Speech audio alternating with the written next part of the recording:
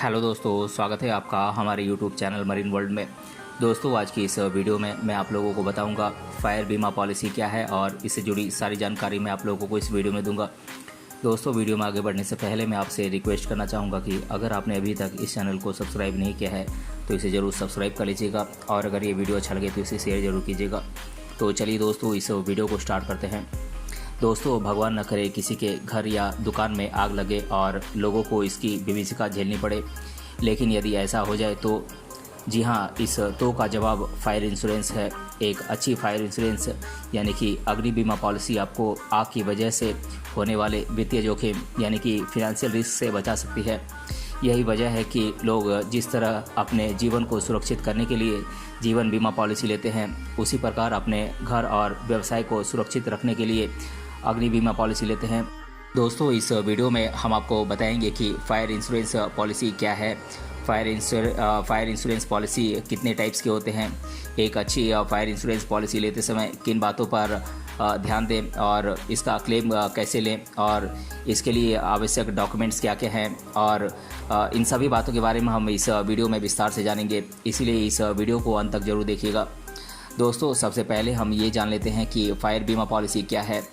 यदि परिभाषा की बात करें तो बीमा पॉलिसी मूल रूप से एक ऐसा कॉन्ट्रैक्ट या समझौता होता है जिसके अंतर्गत कोई व्यक्ति बीमा कंपनी से एक निश्चित राशि, जिसे कि प्रीमियम कहते हैं, इसका भुगतान करता है। इसके बदले में बीमा कंपनी आग के कारण नुकसान या संपत्ति नष्ट होने पर व्यक्ति को मुआवजे के रूप में धनराशि का भुगतान करती है।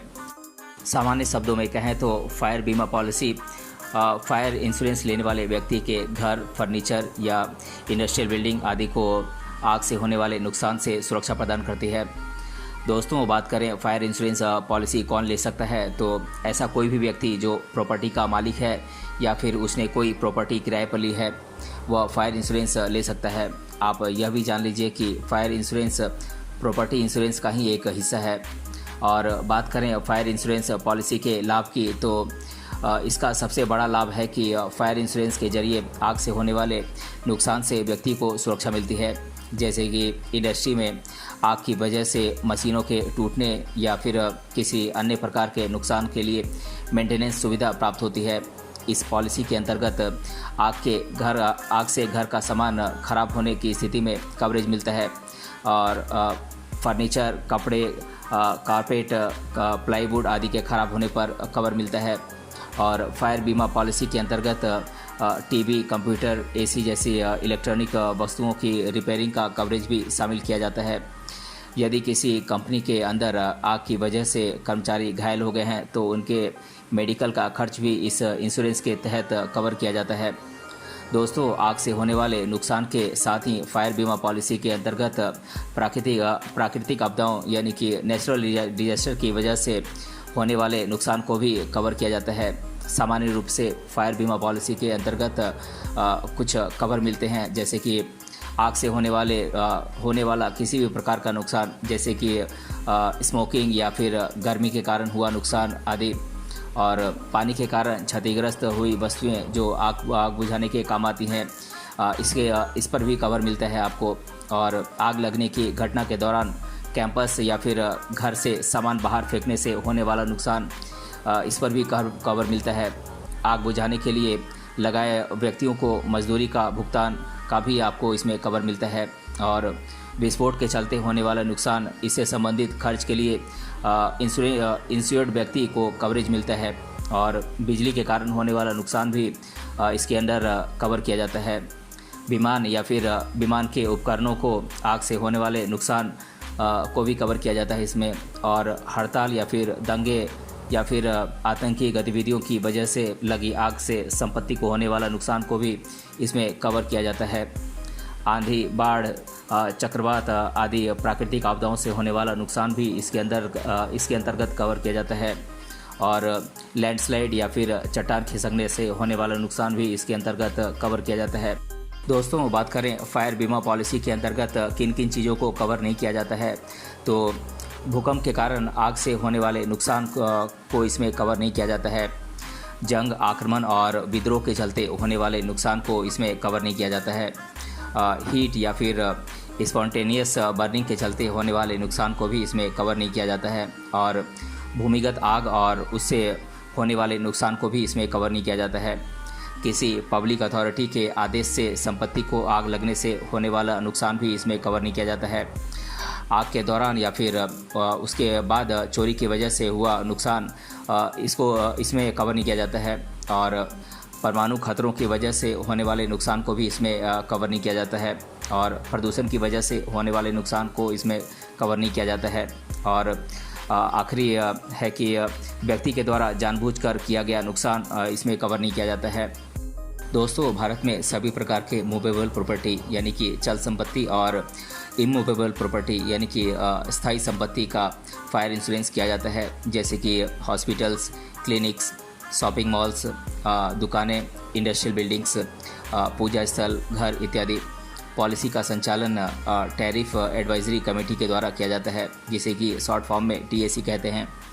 दोस्तों, आवश्यकता के आधार पर फायर इंश्योरेंस पॉलिसी को 2 भागों में डिवाइड किया गया है। पहला है अचल संपत्ति के लिए यानी कि इमूवेबल प्रॉपर्टी के लिए, और दूसरा है चल संपत्ति के लिए यानी कि मूवेबल प्रॉपर्टी के लिए। बात करें अचल संपत्ति के लिए इंश्योरेंस की, तो ये 2 प्रकार के होते हैं। पहला है रिप्लेसमेंट वैल्यू पॉलिसी और दूसरा है रीइंस्टेटमेंट वैल्यू पॉलिसी। बात करें रिप्लेसमेंट वैल्यू पॉलिसी की, तो जैसा कि नाम से ही स्पष्ट है, इस पॉलिसी के अंतर्गत किसी भी प्रकार के जोखिम से होने वाले नुकसान की स्थिति में रिप्लेसमेंट को तरजीह दी जाती है। इसके अंतर्गत इंश्योरेंस कंपनी नुकसान हुई संपत्ति की रिप्लेसमेंट वैल्यू के बराबर मूल्य का भुगतान करती है। यहाँ आप यह समझ लीजिए कि प्रॉपर्टी के नुकसान की गणना प्रॉपर्टी की एज के आधार पर उसकी मार्केट वैल्यू से डिप्रिसिएशन वैल्यू को निकाल कर की जाती है। दोस्तों, वहीं बात करें रीइंस्टेटमेंट वैल्यू पॉलिसी की, तो आपको बता दें कि यह पॉलिसी रिप्लेसमेंट वैल्यू पॉलिसी का एक क्लॉज है। इसके मुताबिक बीमा कंपनी नुकसान हुई संपत्ति को नुकसान से पहले की स्थिति में लाने का प्रयास करती है। इस क्लास के अंतर्गत बिल्डिंग यानी इमारत को छोड़कर दूसरी प्रॉपर्टी को कवर नहीं किया जाता है। दोस्तों, बात करें चल संपत्ति यानी कि मूवेबल प्रॉपर्टी के लिए इंश्योरेंस की, तो इसको 8 भागों में बांटा गया है। पहला है फ्लोटर पॉलिसी।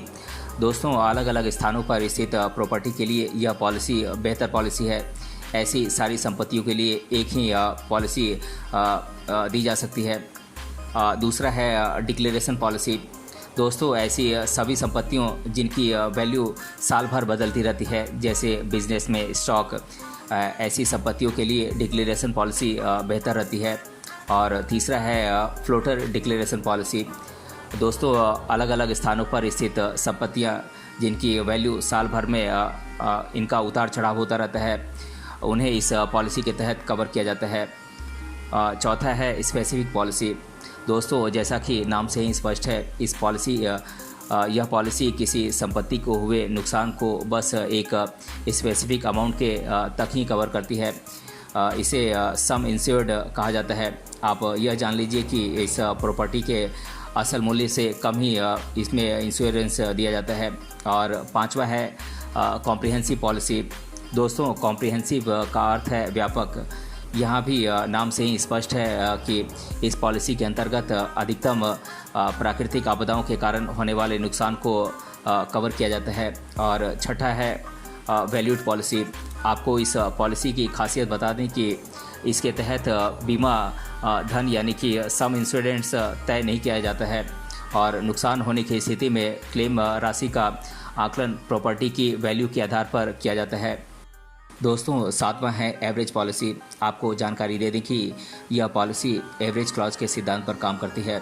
नुकसान की स्थिति में क्लेम की पूरी राशि नहीं मिलती है। एक एवरेज यानी कि औसत क्लेम की राशि की गणना की जाती है, जिसका फार्मूला है claim amount equals to insured amount by value of property into real loss. मान लीजिए कि प्रॉपर्टी की वैल्यू है 20,000 रुपये, जिसे कि हम वैल्यू ऑफ प्रॉपर्टी के रूप में जोड़ेंगे, और इंश्योर्ड अमाउंट 10,000 रुपये है, जो कि इंश्योरेंस लेते समय इंश्योरेंस पॉलिसी के तहत दिया गया है, और प्रॉपर्टी का रियल लॉस 15,000 रुपये है। तो हम क्लेम की राशि की गणना करेंगे 10,000 डिवाइडेड बाई 20,000, जो कि 10,000 इंश्योर्ड अमाउंट है और 20,000 वैल्यू ऑफ प्रॉपर्टी है, और इसे हम मल्टीप्लाई करेंगे रियल लॉस से, जो कि 15,000 रुपये है। तो इस प्रकार हमें क्लेम की राशि 7,500 रुपये प्राप्त होगा। दोस्तों, आठवां है कॉन्सिक्वेंशियल लॉस पॉलिसी। इस पॉलिसी के अंतर्गत किसी भी प्रकार की प्राकृतिक आपदा की वजह से होने वाले बिजनेस लाभ के नुकसान को कवर किया जाता है। लाभ के नुकसान की गणना सेल्स के नुकसान के आधार पर की जाती है। दोस्तों, बात करें फायर इंश्योरेंस क्लेम के समय किन किन डॉक्यूमेंट्स की आवश्यकता होगी, तो आपको फायर क्लेम लेने के लिए कुछ डॉक्यूमेंट्स की आवश्यकता होगी। ये डॉक्यूमेंट्स हैं पूरी तरीके से सही भरा हुआ सेल्फ अटेस्टेड क्लेम फॉर्म, और घटना से संबंधित पुलिस की FIR की कॉपी, और फायर ब्रिगेड की रिपोर्ट, और पॉलिसी बॉन्ड, और घटना से संबंधित अखबार की कटिंग यदि अवेलेबल हो तो, और पिछले क्लेम की रिपोर्ट यदि अवेलेबल हो तो, और फॉरेंसिक रिपोर्ट यदि अवेलेबल हो, और फाइनल इन्वेस्टिगेशन रिपोर्ट की एक कॉपी आपको इंश्योरेंस कंपनी को देना होगा। और बात करें क्लेम का सेटलमेंट कैसे किया जाएगा, तो एप्लीकेंट को पूरे डॉक्यूमेंट्स जुटाने होंगे। इन सभी डॉक्यूमेंट्स को अटैच करके क्लेम फॉर्म भरना होगा। इसके बाद क्लेम रजिस्टर कराना होगा। एक बार क्लेम रजिस्टर हो जाने के बाद इंश्योरेंस कंपनी क्लेम का सर्वे कराएगी। सर्वेयर के अनुसार सर्वेयर नुकसान से संबंधित अपनी सर्वे रिपोर्ट अटैच करेगा। रिपोर्ट के आकलन के आधार पर क्लेम का सेटलमेंट कर दिया जाता है। दोस्तों, बात करें अच्छी फायर बीमा पॉलिसी लेते समय किन किन बातों का ध्यान रखें, तो अपनी आवश्यकता के अनुसार एक अच्छी फायर बीमा पॉलिसी लेने के लिए आपको कुछ बातों का ध्यान रखना होगा। पहला है जैसा रिस्क वैसी पॉलिसी। दोस्तों, सबसे पहले ये समझें कि पॉलिसी के तहत आप किस प्रकार का रिस्क कवर करना चाह रहे हैं। उदाहरण के तौर पर यदि कई स्थानों पर संपत्ति का बीमा कराना चाह रहे हैं तो फ्लोटर पॉलिसी चुन सकते हैं। लेकिन यदि आपको अपनी संपत्ति का सही वैल्यू नहीं पता है तो आप वैल्यूड पॉलिसी का रुख कर सकते हैं, यानी जैसा रिस्क वैसी पॉलिसी के सिद्धांत का पालन करें। और दूसरा है संपत्ति की प्रकृति का ध्यान रहे। दोस्तों, फायर बीमा पॉलिसी का चुनाव करते समय संपत्ति की प्रकृति का ध्यान अवश्य रखें। उदाहरण के तौर पर अचल संपत्ति के लिए, जैसा कि हम पहले ही बता चुके हैं कि आप रिप्लेसमेंट वैल्यू या फिर रीइंस्टेटमेंट वैल्यू पॉलिसी का चुनाव कर सकते हैं। इसके अलावा मूवेबल यानी कि चल संपत्ति के लिए आप अन्य पॉलिसी चुन सकते हैं। और तीसरा है कवरेज अवधि। दोस्तों, आपको फायर बीमा पॉलिसी लेते समय कवरेज का ड्यूरेशन को भी ध्यान में रखना ज़रूरी है। या तो आप समझ ही गए होंगे कि यह वह अवधि है जिसके लिए आपको इंश्योरेंस कवर लेना है। दोस्तों, अब मैं आप लोगों को कुछ फायर बीमा पॉलिसी देने वाली कंपनियों के नाम मैं आप लोगों को बता देता हूँ। ये कंपनियां हैं Bajaj Allianz general insurance, Bhartiya AXA general insurance, HDFC Ergo general insurance, ICICI Lombard, L&T general insurance, Reliance general insurance, IFFCO Tokyo general insurance, Cholamandalam MS general insurance इत्यादि। दोस्तों, यह तो हमने आपको बता दिया कि फायर बीमा पॉलिसी आपको आग से होने वाले नुकसानों के विरुद्ध सुरक्षा प्रदान करती है। लेकिन फायर इंश्योरेंस के बारे में सबसे महत्वपूर्ण बात यह है कि आग आकस्मिक होनी चाहिए, यानी कि ये प्रायोजित नहीं होनी चाहिए। ये अचानक लगने वाली आग होनी चाहिए और आग प्रज्वलन नहीं होना चाहिए, यानी कि ये किसी व्यक्ति के द्वारा लगाया हुआ नहीं होना चाहिए और नुकसान का अनुमानित कारण आग होना चाहिए। दोस्तों, अब मैं आप लोगों के द्वारा फायर बीमा पॉलिसी के बारे में अधिकतर बार पूछे जाने वाले प्रश्नों को आप लोगों के साथ डिस्कस कर दे रहा हूँ। पहला प्रश्न है, फायर बीमा पॉलिसी के क्या लाभ हैं? तो दोस्तों, यह पॉलिसी हमें आग से होने वाले नुकसानों के विरुद्ध सुरक्षा प्रदान करती है। दूसरा प्रश्न है, फायर इंश्योरेंस पॉलिसी लेने के लिए क्या एलिजिबिलिटी होनी चाहिए? तो दोस्तों, कोई भी ऐसा व्यक्ति जो प्रॉपर्टी का मालिक है या फिर उसने कोई प्रॉपर्टी किराए पर ली है वह फायर इंश्योरेंस ले सकता है। और तीसरा प्रश्न है, क्या फायर इंश्योरेंस प्रॉपर्टी इंश्योरेंस का ही एक हिस्सा है?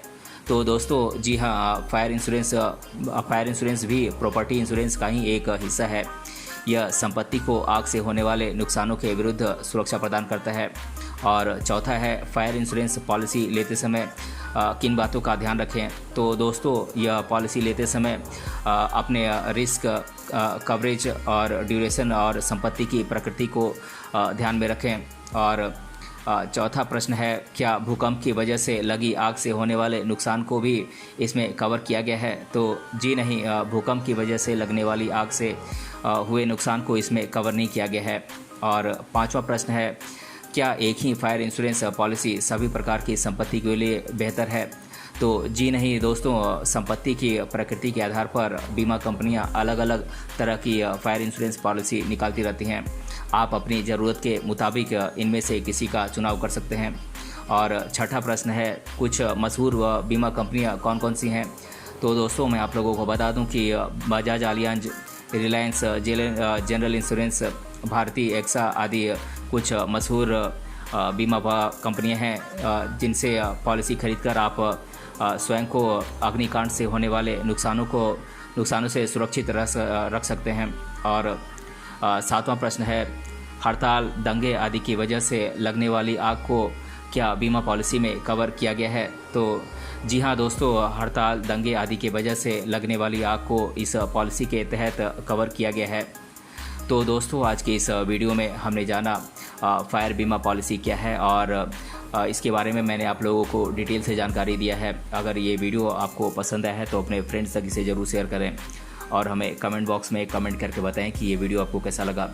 मिलते हैं अगले वीडियो में किसी अन्य टॉपिक के साथ। तब तक के लिए धन्यवाद।